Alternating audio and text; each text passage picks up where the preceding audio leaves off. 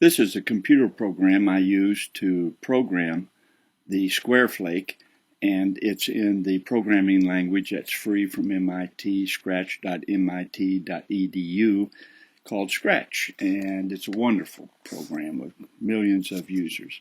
I'll click on the green flag. I've selected level 1, so the first level is going to be built by this cursor on the 4 sides of the square. Here we go. Click the green flag. And there it is. Now if I move the slider up to level 2, I'll click the green flag again.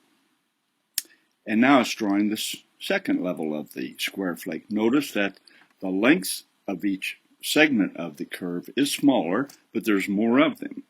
Again, the fascinating thing about the Squareflake is that though the perimeter is getting larger, the area is staying the same. And you can look at that picture and see that if you took the shapes outside of the square and cut them along the sides of the square, they would fit neatly like jigsaw pieces back into the square, showing that the area hasn't changed. So let's kick it up to level 3. Wow, the sides are getting really small at level 3. So now I can click on the green flag and shift the cursor into turbo. And turbo is so much faster. And there's a level 3 curve. Again, the area hasn't changed even though the perimeter is getting longer and longer and longer. So let's go to level 4, stay in turbo.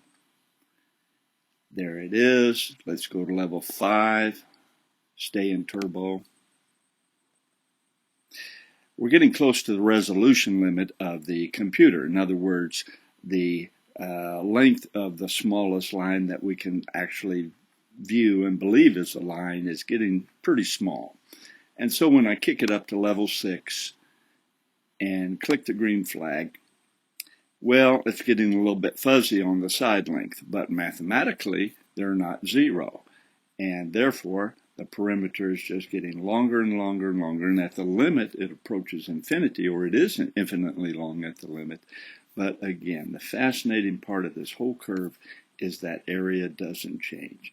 Again, if you think about cutting off those pieces outside of the square, they will fit neatly right back into the square, showing that the area again hasn't changed. Isn't mathematics, geometry particularly, just kind of a marvelous thing to wonder and ponder about? I enjoy not only learning the geometry of these kinds of shapes. They're called similarity fractals. They are fractals because they're so similar at every scale. But I also enjoy the challenge and fun of programming these shapes. And I've done many, many, many of them. And perhaps I'll blog about some of those in the future.